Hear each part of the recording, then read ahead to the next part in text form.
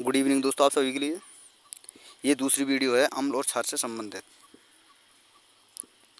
तो दोस्तों इसमें कुल 30 प्रश्न हैं जो टोटल महत्वपूर्ण प्रश्न हैं सभी। और दोस्तों जब ये वीडियो समाप्त हो जाएगी तो उसके बाद मैं आपको प्रबल अम्ल, प्रबल क्षार और दुर्बल अम्ल और दुर्बल क्षार ये कौन कौन से होते हैं उनको डायरेक्ट एक अगला अलग से वीडियो बना दी जाएगी आपके लिए, उसमें इंक्लूड कर दिया जाएगा। क्योंकि दोस्तों मैं आपको बताऊं, जितनी भी केमिकल रिएक्शन वाले जो फॉर्मूले होते हैं उनके जो पीएच मान होते हैं, वो प्रबल अम्ल कौन सा है, उनमें से प्रबल क्षार कौन सा है, वो अधिकतर पूछे जाते हैं परीक्षाओं में। तो डायरेक्ट उन्हीं में से एक प्रश्न, एक दो नंबर के दो या एक दो प्रश्न आपको हमेशा देखने के लिए मिलेंगे, दो तीन प्रश्न। तो उनमें से वो डायरेक्ट उठा लिए जाते हैं दोस्तों। तो आपको कोई भी चीज़ याद करने की ज़रूरत नहीं है कि कैसे वो फार्मूला बना, कैसे नहीं बना, कैसे हम दोस्तों अम्ल की रिएक्शन कराते हैं, कैसे वो अम्ल की रिएक्शन करता है, कैसे क्षार की रिएक्शन करता है। मैं आपको डायरेक्ट फार्मूला बता दूंगा कि ये प्रबल क्षार है, ये प्रबल अम्ल है, ये दुर्बल क्षार है, ये दुर्बल अम्ल है, इसका पीएच मान इतना है। तो वो अलग से वीडियो में इंक्लूड किए जाएंगे दोस्तों। जो आने वाली अगली वीडियो है वो दोस्तों उसमें मैं सारे वो फार्मूले आपको इंक्लूड करा दूंगा। तो दोस्तों ये भी महत्वपूर्ण प्रश्न है, उसमें भी कुछ मैंने फार्मूले और इम्पोर्टेंट क्वेश्चन थे जो मैंने इंक्लूड किए हुए हैं। तो दोस्तों चलिए शुरू करते हैं। पहला प्रश्न है, और दोस्तों अगर आपको हमारी वीडियो पसंद आए तो दोस्तों वीडियो को ज़्यादा से ज़्यादा लाइक करें, शेयर करें, सब्सक्राइब करें और दोस्तों बेल आइकन जरूर दबाएं। तो दोस्तों चलिए शुरू करते हैं। पहला प्रश्न है आपके सामने, निम्नांकित में कौन अम्लीय लवण है? MgOHCl, NaNO3, NaHSO4, Ca कोष्टक OCl कोष्टक फिर Cl। चलिए दोस्तों बताइए इसका आंसर क्या होगा। चलिए दोस्तों बताइए जल्दी से इसका आंसर क्या होगा। निम्नलिखित में कौन अम्लीय लवण है? MgOH का होल ट्वाइस होल, MgOH का होल और कोष्टक के बाद में दोस्तों आपका Cl है। फिर उसके बाद में ऑप्शन नंबर बी है NaNO3, ऑप्शन नंबर सी है NaHSO4 और ऑप्शन नंबर डी है दोस्तों Ca कोष्टक OCl कोष्टक Cl। चलिए दोस्तों बताइए जल्दी से इसका आंसर क्या होगा।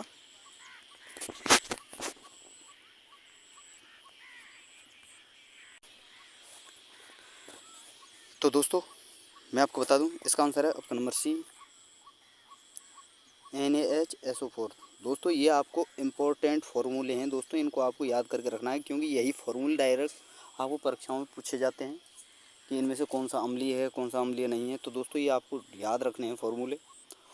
और जहाँ तक मेरे हिसाब से दोस्तों किसी एक कॉपी में इन फार्मूलों को नोट कर लें आप और उनका बार बार रिवीजन करें, या फिर अगर आप नोट नहीं करते हैं तो दोस्तों इस वीडियो का ज़्यादा 2-3 बार रिवीजन करें जिससे कि आपको अच्छी तरह से याद हो जाए। तो दोस्तों इसका आंसर है ऑप्शन नंबर सी NaHSO4। अगला प्रश्न है प्रश्न नंबर 2 में कौन भस्मीय लवण है? Zn कोष्टक OHCl कोष्टक, फिर उसके बाद में ऑप्शन नंबर बी है दोस्तों KHCO3, ऑप्शन नंबर सी है दोस्तों NaCl और ऑप्शन नंबर डी है दोस्तों आपके सामने इनमें से कोई नहीं। चलिए दोस्तों बताइए जल्दी से इसका आंसर क्या होगा। इनमें से कौन भस्मीय लवण है? और ऑप्शन है आपके सामने Zn कोष्टक OHCl कोष्टक, फिर उसके बाद ऑप्शन नंबर बी है दोस्तों आपके KHCO3, ऑप्शन नंबर सी है दोस्तों NaCl और ऑप्शन नंबर डी है दोस्तों इनमें से कोई नहीं।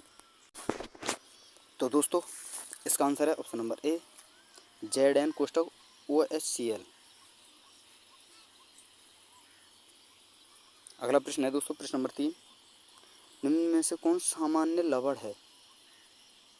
और ऑप्शन है आपके सामने Pb कोष्टक OH कोष्टक फिर NO3, और उसके बाद में दोस्तों option number B Na2SO4, option number C है दोस्तों KHCO3 और ऑप्शन नंबर डी है दोस्तों आपके सामने इनमें से कोई नहीं। चलिए दोस्तों बताइए जल्दी से इसका आंसर क्या होगा।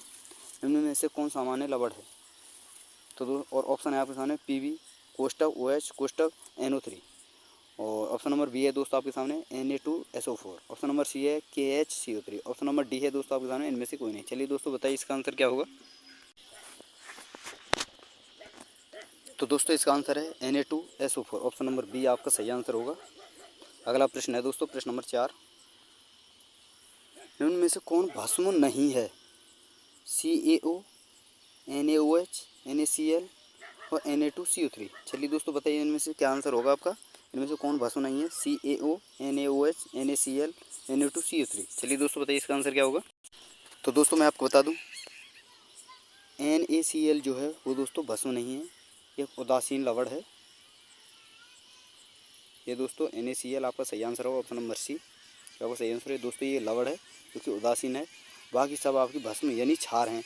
दोस्तों CaO ये भी आपका क्षार है, NaOH ये भी क्षार है, और Na2CO3 ये भी आपका क्षार है। तो दोस्तों आपको ध्यान रखना है, ऑप्शन A, B और D ये आपके क्षार हैं, जबकि ऑप्शन नंबर सी आपका एक लवण है।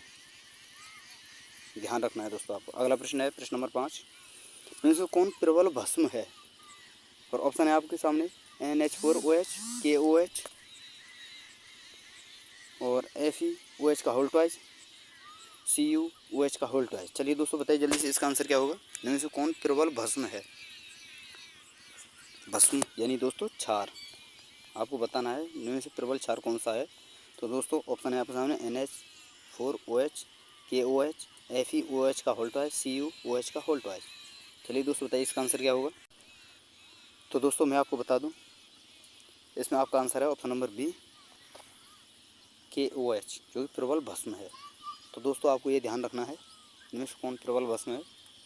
और दोस्तों मैं आपको बार बार कह रहा हूँ, ये फॉर्मूले आप किसी एक वीडियो में नोट कर लें, सॉरी दोस्तों एक किसी कॉपी में नोट कर लें, या फिर दोस्तों इस वीडियो को बार बार रिवीजन करें जब तक आपको ये याद ना हो जाए। तो अगला प्रश्न है दोस्तों प्रश्न नंबर 6, कोई विलयन अंड के पिसे हुए कवच से अभिक्रिया कर एक गैस उत्पन्न करता है, चूने के पानी को दूधिया कर देता है। इस विलयन में क्या है? और ऑप्शन है दोस्तों आपके सामने NaCl, HCl, LiCl या KCl। चलिए दोस्तों बताइए इसका आंसर क्या होगा। कि कोई विलयन अंड के पिसे हुए कवच से अभिक्रिया कर एक गैस उत्पन्न करता है जो चूने के पानी को दूधिया कर देता है। इस विलयन में क्या है? NaCl, HCl, LiCl और दोस्तों KCl। चलिए दोस्तों बताइए इसका आंसर क्या होगा। तो दोस्तों इसका आंसर है ऑप्शन नंबर बी, क्योंकि अंड के जो पिसे हुए अंड का जो पिसा हुआ कवच होता है, अंडे का जो कवच होता है ऊपर का, जो कि कैल्शियम कार्बोनेट का बना होता है दोस्तों, उसे केवल आप इसी में HCl में ही गला सकते हो। इसलिए ये HCl जब उससे क्रिया करता है तो उसका जो कलर चूने का जो चूना होता है दोस्तों, उसका कलर दूधिया हो जाता है। तो दोस्तों इसका आंसर है ऑप्शन नंबर बी, HCl, क्योंकि उस विलयन में जो मिलेगा आपको HCl मिलेगा दोस्तों। अगला प्रश्न है प्रश्न नंबर 7, सोडियम हाइड्रोक्साइड का pH मान लगभग 11 है, 12 है, 13 है, 14 है। चलिए दोस्तों बताइए जल्दी से इसका आंसर क्या है। सोडियम हाइड्रोक्साइड का pH मान लगभग कितना होगा दोस्तों? 11, 12, 13, 14। तो दोस्तों मैं आपको बता दूं ऑप्शन नंबर डी आपका सही आंसर होगा, 14। अगला प्रश्न है प्रश्न नंबर 8, जठर रस का pH मान लगभग कितना होगा? 1.2, 1 और 7, 14 या 10। चलिए दोस्तों बताइए जल्दी से इसका आंसर क्या होगा। जठर रस का pH मान क्या होगा? 1.2, 7, 14, 10। तो दोस्तों मैं आपको बता दूं इसका आंसर है ऑप्शन नंबर ए, 1.2। अगला प्रश्न है प्रश्न नंबर 9, निम्न में से कौन दुर्बल अम्ल है? HCl, H2SO4, ऑक्जेलिक अम्ल और HNO3। चलिए दोस्तों बताइए इनमें से कौन दुर्बल अम्ल है? और HCl, H2SO4, ऑक्जेलिक अम्ल, HNO3। तो दोस्तों मैं आपको बता दूं कि ऑक्जेलिक ऑप्शन नंबर सी आपका सही आंसर होगा, जो कि दुर्बल अम्ल है। जबकि मैं आपको बताऊं दोस्तों HCl, H2SO4 और दोस्तों HNO3 ये दोस्तों आपके प्रबल अम्ल हैं। आपको ध्यान रखना है दोस्तों, प्रबल अम्ल हैं। कौन कौन से दोस्तों? HCl, H2SO4 और HNO3 ये आपके प्रबल अम्ल हैं, जबकि ऑक्जेलिक अम्ल जो है दोस्तों वो आपका दुर्बल अम्ल है। अगला प्रश्न है प्रश्न नंबर 10, ताजे दूध का pH क्या होता है? 6, 7, 6.4, 7.4। चलिए दोस्तों बताइए जल्दी से इसका आंसर क्या होगा। ताजे दूध का pH मान क्या होता है? 6, 7, 6.4, 7.4। चलिए दोस्तों बताइए इसका आंसर क्या होगा। तो दोस्तों मैं आपको बता दूं इसका आंसर है ऑप्शन नंबर ए, 6। अगला प्रश्न है प्रश्न नंबर 11, नींबू में किस प्रकार का अम्ल पाया जाता है? सिट्रिक अम्ल, एस्कॉर्बिक अम्ल, कार्बनिक अम्ल इनमें से कोई नहीं। चलिए दोस्तों बताइए जल्दी से इसका आंसर क्या होगा। नींबू में कौन सा अम्ल पाया जाता है? सिट्रिक अम्ल, एस्कॉर्बिक अम्ल, कार्बनिक अम्ल, इनमें से कोई नहीं।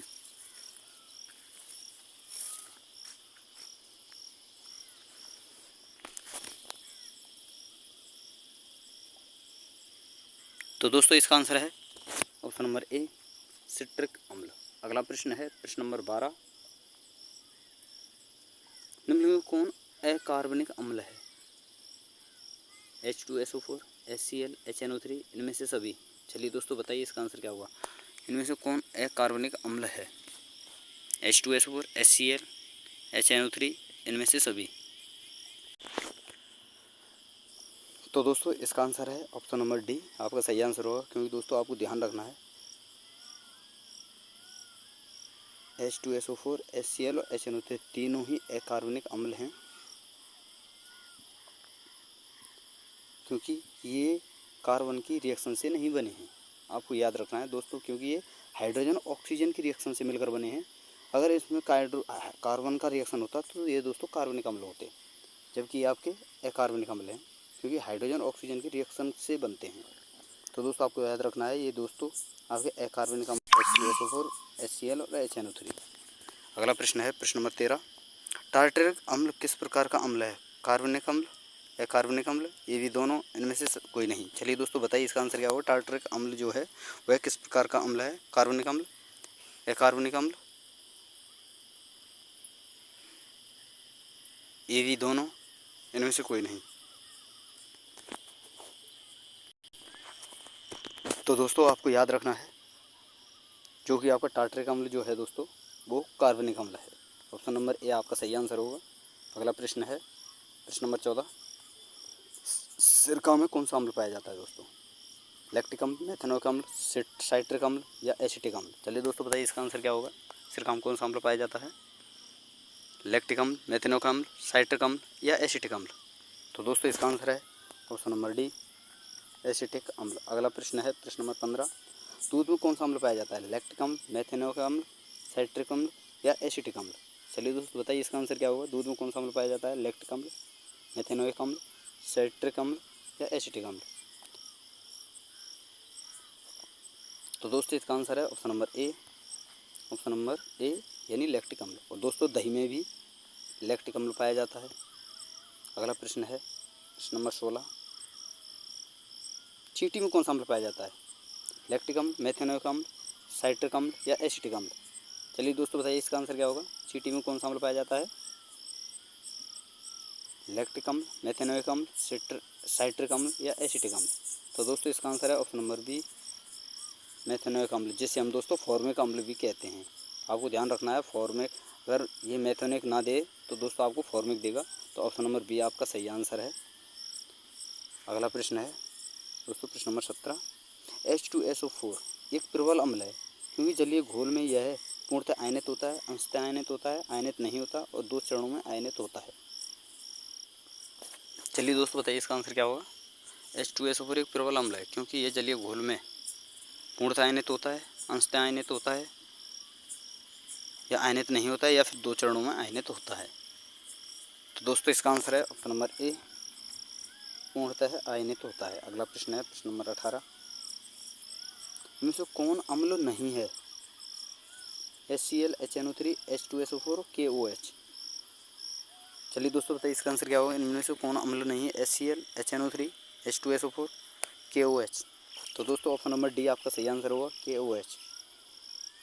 बाकी ये तीनों जितने भी दोस्तों आप हैं HCl, HNO3, H2SO4 ये दोस्तों आपके अम्ल हैं, ये नहीं है। अगला प्रश्न है प्रश्न नंबर 19। दही में किस प्रकार का अम्ल पाया जाता है? तो दोस्तों मैंने आपको पीछे बता दिया है, लैक्टिक अम्ल दही में पाया जाता है। ऑप्शन नंबर सी आप उसका सही आंसर होगा। और दोस्तों सेब जो होता है, सेब में आपका मैलिक अम्ल पाया जाता है, मैलिक। और दोस्तों मैं आपको बताऊँ जितने भी खट्टे फल होते हैं उनमें सिट्रिक एसिड पाया जाता है। और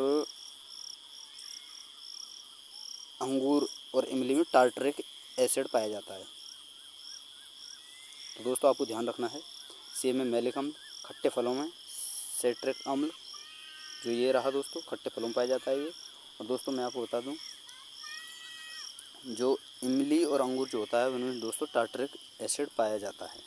अगला प्रश्न है प्रश्न नंबर 20, टमाटर में किस प्रकार का अम्ल पाया जाता है? साइट्रिक अम्ल, ऑक्जेलिक अम्ल, लैक्टिक अम्ल या मेथेनिक अम्ल? चलिए दोस्तों बताइए टमाटर में कौन सा अम्ल पाया जाता है? साइट्रिक अम्ल, ऑक्जेलिक अम्ल, लैक्टिक अम्ल या मेथेनिक अम्ल? तो दोस्तों ऑप्शन नंबर बी आपका सही आंसर होगा, ऑक्जेलिक अम्ल। अगला प्रश्न है प्रश्न नंबर 21, कौन सा दुर्बल अम्ल है? HCl, HNO3, H2SO4 और CH3COOH? चलिए दोस्तों बताइए इनमें से कौन सा दुर्बल अम्ल है? HCl, HNO3, H2SO4 और CH3COOH?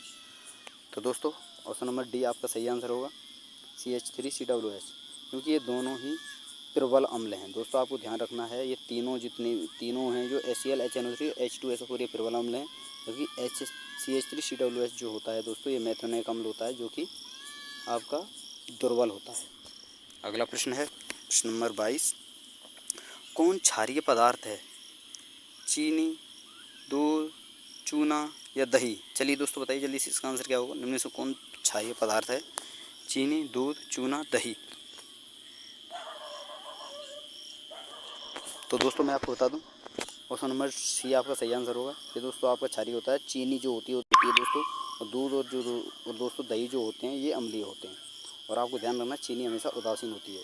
अगला प्रश्न है प्रश्न नंबर 23, कौन प्रबल क्षार है? निम्न में से कौन प्रबल क्षार है? NaOH, MgOH का होल ट्वाइज, NH4OH? इनमें से कोई नहीं। चलिए दोस्तों बताइए जल्दी से इसका आंसर क्या है? इनमें में से कौन प्रबल क्षार है? NaOH, MgOH का होल ट्वाइज, NH4OH और इनमें से कोई नहीं। तो दोस्तों मैं आपको बता दूं ऑप्शन नंबर बी आपका सही आंसर है, MgOH का होल ट्वाइज। अगला प्रश्न है प्रश्न नंबर 24, मानव शरीर किस pH परास के बीच कार्य करता है? तो दोस्तों ऑप्शन है आपके सामने 4 से 4.8, 5 से 5.8, 6 से 6.8, 7 से 7.8। चलिए दोस्तों बताइए जल्दी से इसका आंसर क्या है? मानव शरीर किस pH परास के बीच कार्य करता है? 4 से 4.8, 5 से 5.8, 6 से 6.8, 7 से 7.8? तो दोस्तों इसका आंसर है ऑप्शन नंबर सी, 6 से 6.8। अगर इससे कम हमारा pH मान हो जाए तो दोस्तों हमारी मौत भी हो सकती है। तो दोस्तों आपको यह ध्यान रखना है।